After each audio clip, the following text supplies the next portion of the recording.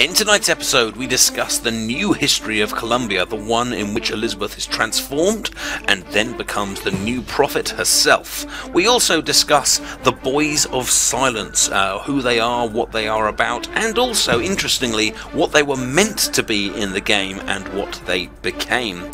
We'll also be discussing this video here, the hidden messages within it, some of the scientific ideas going on in the presentation of it, and we'll be discussing the hidden message of the Hummingbirds. This is Bioshock Infinite Explained.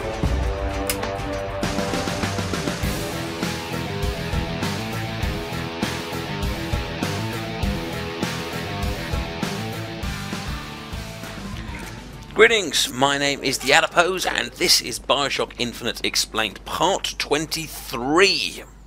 Damn it! I gotta find a way in. This episode is going to be all about the transformation of Elizabeth from the girl that you rescued into Comstock's heir and follower, I guess. As we go through, as we go. Listen, I just want to see the girl. As we go through this area of the game, we're going to hear lots and lots of the history of how Elizabeth is transformed forcibly, even by surgery and indoctrination, from what we met into something very, very different. Send me back to my tower. It's too late for that now, child. Your father gave you a lovely home, and you chose to destroy it. He's not my father. Now, unfortunately, although we are here to rescue Elizabeth, what we eventually find out is that we are too late. I suppose the siphon is a kind of leash. Yes, my father put it on me. But when the time came, neither did I remove it myself. What would happen if I took off the leash, and I found I was as obedient as ever? So unfortunately for Elizabeth, when she returns, things aren't the same as they were. The Comstock doesn't just take her back to the kind of angel figure that was there before. He takes her to Comstock House, which is ironically is actually where she gets taken in that alternate universe where Booker. That would be, might be, and must not be. Yeah, let's see if we can avoid this one.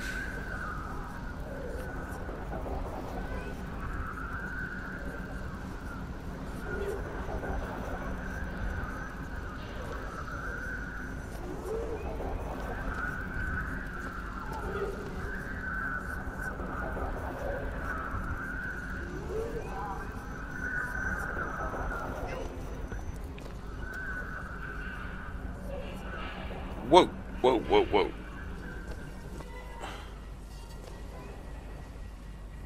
And yeah, just like the universe where Booker initially joins the Vox, she gets taken to Comstock Tower, where she is forcibly transformed against her will through a mixture of kind of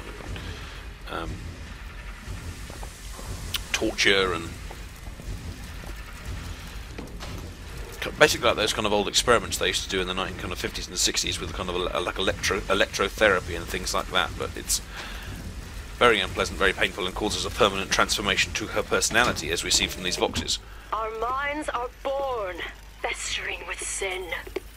Some are so blighted they will never find redemption.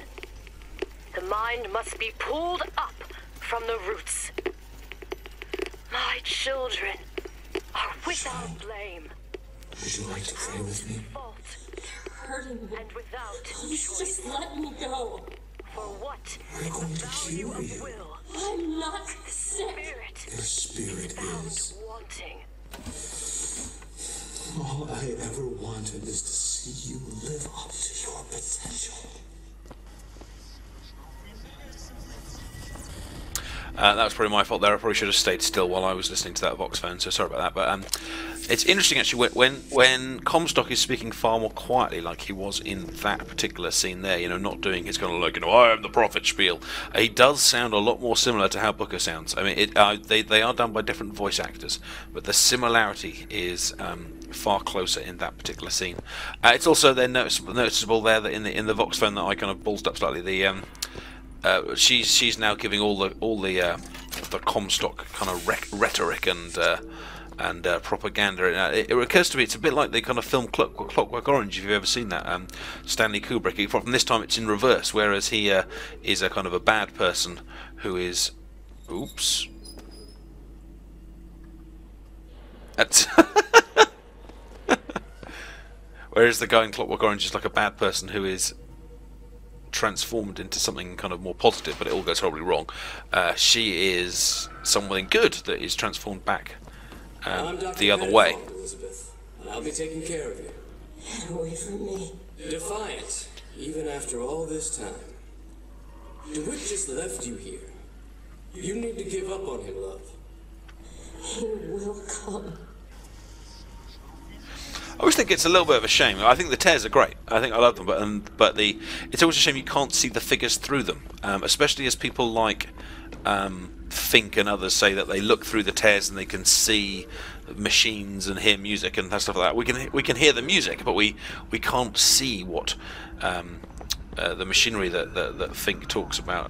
Because it'd be quite nice to kind of look through those tears and kind of see Elizabeth talking to Dr. Pettifrog. At that point. Right, let's see if we can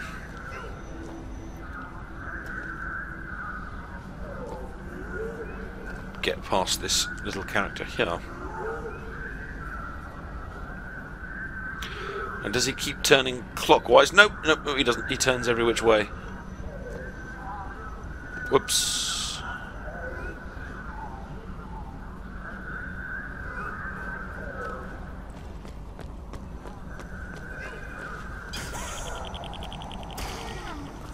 Oh, we just about got away with that one,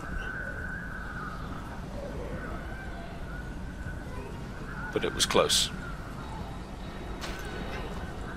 The specimen needs to be destroyed. We couldn't even hold her in that tower, and now the prophet. Destroy the lamb? His heir? If we modify the procedure, we could. It would be safer for everyone. It would seem an accident.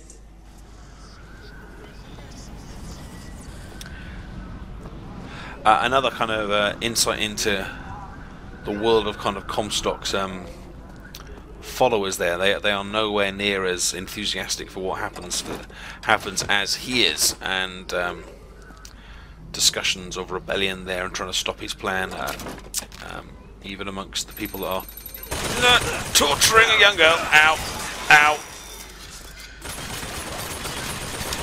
Those unusual creatures with the big horns on the side of their head, as I've said at the beginning, are known as Boys of Silence. Now, the only reason we know that's their names is from nothing in game, only from things like kind of like Bioshock Wikipedia and releases actually put out by the game's developers themselves. Now, one of the interesting things, we're going to go meta game for a little bit here, not so much to explaining the story as talking about the story, is that it appears that what the game's developers initially envisioned for the Boys of Silence and what ended up happening seems to be two quite different things. There's a video out that was released before the game was, where they kind of go through various bad guys. There's one on the handyman and all that kind of stuff. The one, whoa, I get attacked by these guys. I don't think I've actually mentioned, by the way, that these guys actually carry a coffin on their backs because they failed to stop the murder of Lady Comstock, and they wear it as a kind of punishment. They are seriously obsessed with the Lady Comstock and kind of avenging her death. But unfortunately, are taking on the wrong guy, quite frankly. You're not eating, love. Is something the matter? You'll need to eat sooner or later. If you hold out for DeWitt, you'll just starve to death. Come now. Now, here's a question. The Elizabeth character takes us to the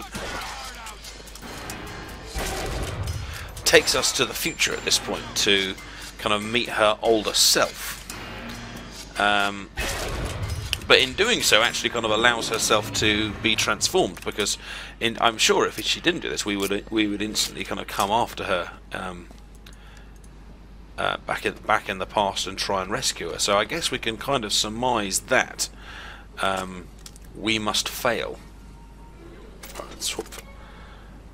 If we were to come after her, we must fail, and therefore that's why she's kind of taking us down an alternative path, an alternative universe.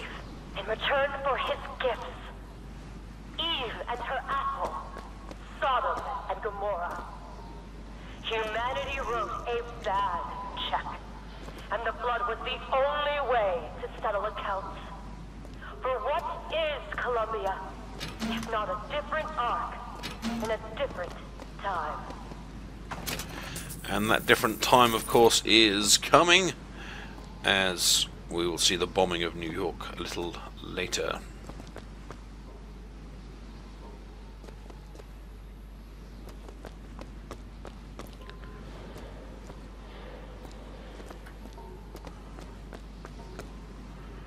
I don't think I can get through there yet. The child is ready. It's time. Prophet, even if we cure her, why do you think she'll do what you ask? My daughter has two problems, Doctor. One is the condition that science will cure her of. The other affliction is of a spiritual nature. What affliction is that? Hope.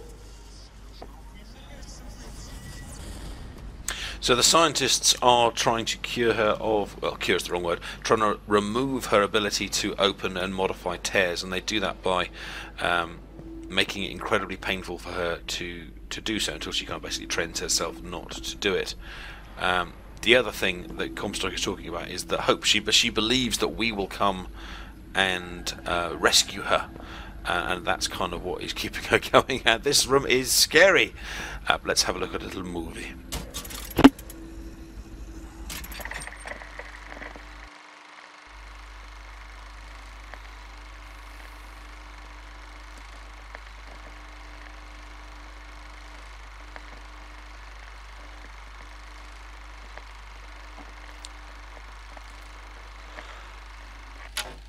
Let's just stretch the boundaries of plausibility here. Now, hummingbirds appear a couple of times in Bioshock Infinite with seemingly no kind of explanation, but there's a whole video dedicated to them. So I've had a little look around on the web and to try and think, why could these hummingbirds here? But let's just listen to the tear. Burst in and rescue you, don't you?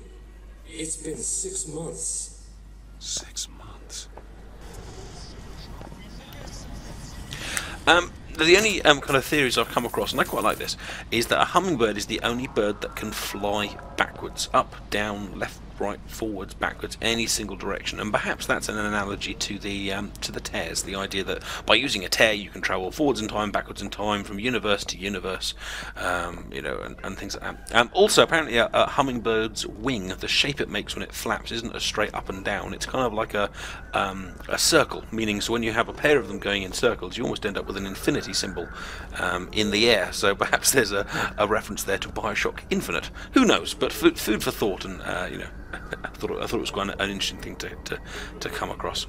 Now let's get back to talking about this Boy of Silence. In the trailer leading up to the game, and thanks for Cypher to linking me to these, the Boys of Silence are actually creatures that hear you. Now I could be wrong, but it would appear to me that that creature is not hearing me so much as seeing me. And if you stand in the light, obviously he goes crazy and all the lights will go yellow and all that kind of stuff. But of course, look at this. Look at his head. He's clearly designed to be a hearing creature. He's got these massive kind of horns on the side of his head to funnel it in. And if you actually look at his face carefully, if you Google him and look in an image search, he doesn't have any eyes. He just has a mouth and he has ears. And yet somehow during the design process, maybe a lack of time or something, who knows, he gets changed from a hearing creature to a seeing creature. And wipe away the debt. But in the end, he is the one who'll have to pay down all of our accounts, won't he? Where does his guilt start? And mine end? And lastly, apparently the original idea for these guys, or certainly they said in the trailer, that these guys walk around. These guys are kind of following you, and you're constantly having to kind of be quiet or stealthy or something like that. But actually, they, in the game, the end version is they are completely stationary and they twirl a bit like a spotlight. Now, I don't want to get into the debate about whether it's better or worse. I mean, it's just different. Let's just say that it has been changed, and what perhaps the Boys of Silence were intended to be, they didn't end up being. Free me of my chains. But in the end, he abandoned me to serve his own needs. But in some ways, I thank him. He showed me exactly how much faith our species deserved. God put his faith in men once too. It seems that we have something in common. Disappointment. I did not always love the Prophet. In truth, I ran from his embrace. I even denied that I was his. I followed a man who seemed to be everything my father was not. That man was a false shepherd. And when the wolves came for me, he was nowhere to be found.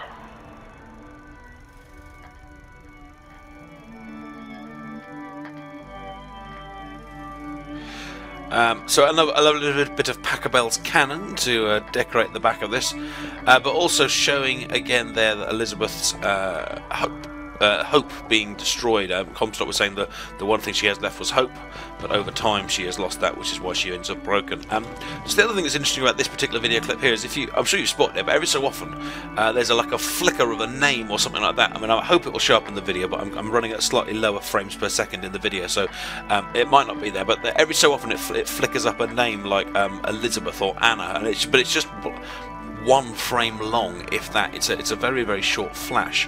Back in probably about the 1940s and 50s and 60s, there was this kind of a science that, or an idea that suggested that you could hypnotize people or make them unaware of kind of various input by putting images in front of them for very, very short periods of time. And there were some like horror movies that would this is like silent movies type thing, like with extra kind of with just like music and stuff, where they would just splice in like a single frame of a spider or a bat in the middle of another scene, just to kind of make people kind of scared. But the idea would be that people wouldn't necessarily know they were seeing those images, but at the same time they'll be having a kind of an emotional effect. And there was a specific name for it. I'll have to kind of look it up, or maybe one of you guys can kind of tell me in the comments. But it was actually made illegal pretty quickly, because people got scared that when they were going to the cinema they were going to be influenced to kind of buy things, or being kind of told to kind of murder people or something like that. So the government kind of made that practice fairly illegal. But Comstock, or Elizabeth in this case, is obviously still trying to use that kind of, I think it's synoptic suggestion or something like that, although I think that's the sleep version, to try and send messages through that kind of medium. However, did you notice that there wasn't Anna in there, which is kind of slightly out of plot line for Elizabeth to put that in.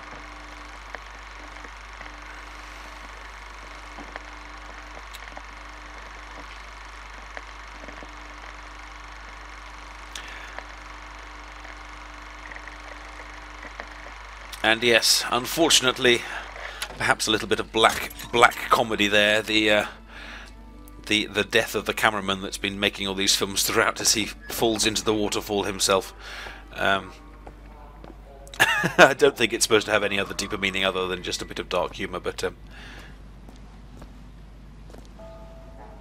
another kind of thread that's been wound up.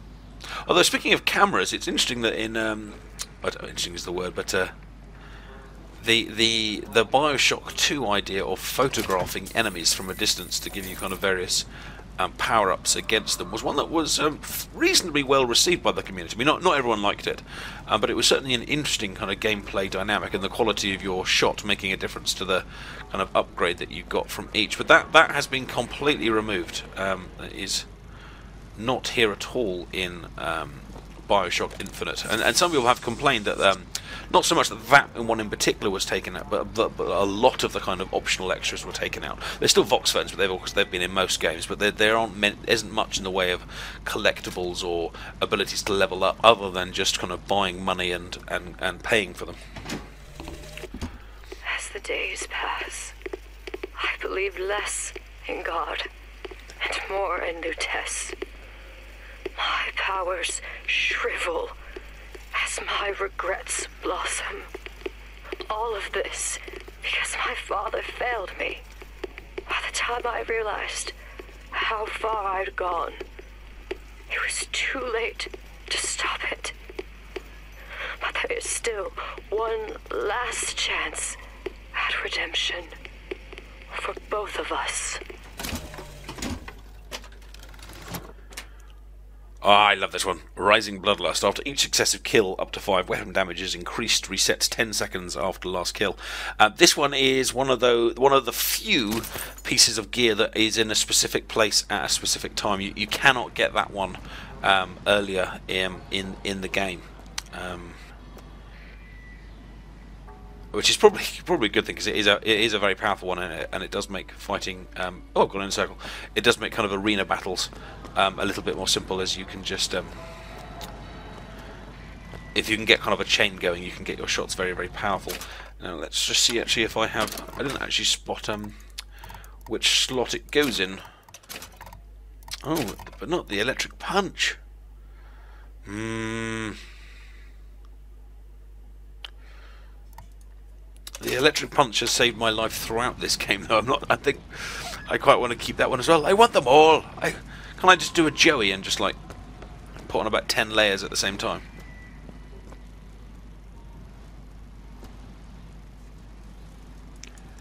A confession from Ada Davis.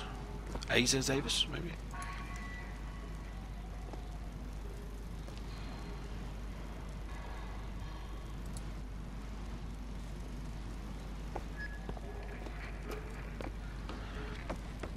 My guess would be that all these scenes that we're seeing here is Comstock kind of framing people for his own actions, or indeed, and kind of getting rid of politically kind of charged individuals in Colombia that do his grand scheme no good. There's the switch.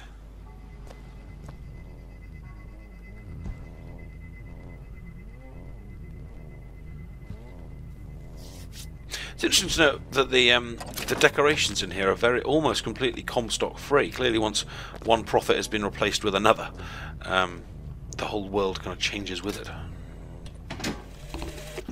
What I've done cannot be undone. I cannot stop what I have put in motion. But perhaps I can keep it from ever starting. He was my first hope. And now, he is my last.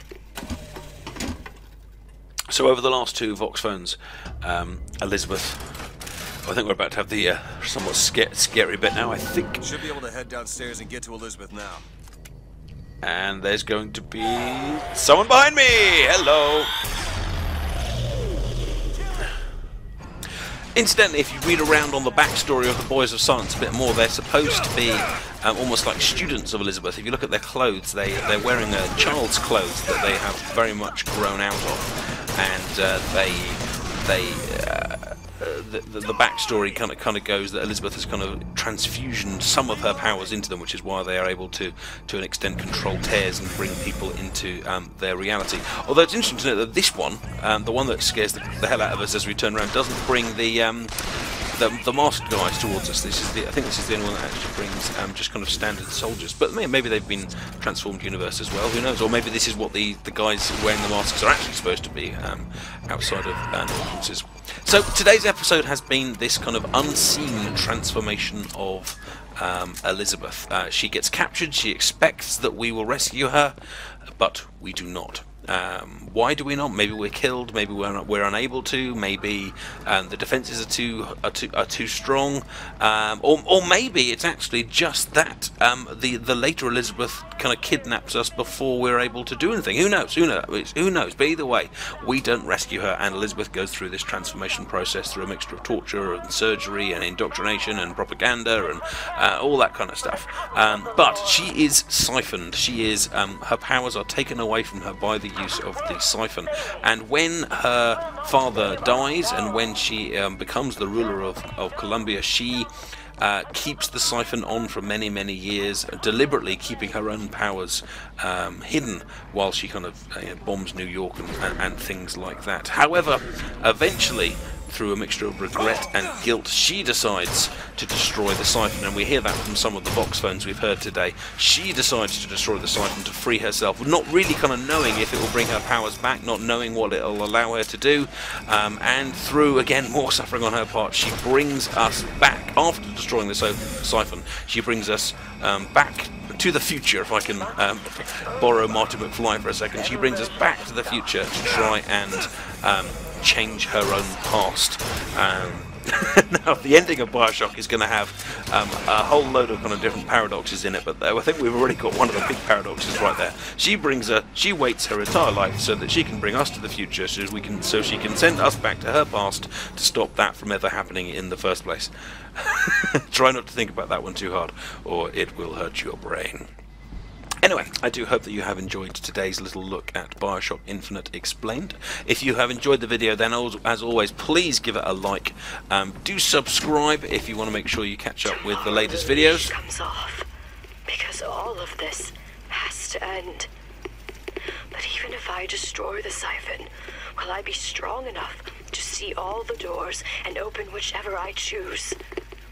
And if I bring him here, who is to say that he would be any match for the monsters I have created? And thanks to Elizabeth for confirming what I have told you, and let us just say that we were good enough to destroy the monsters that she had brought there. Thanks very much for watching, take care, and I will see you soon. Bye bye.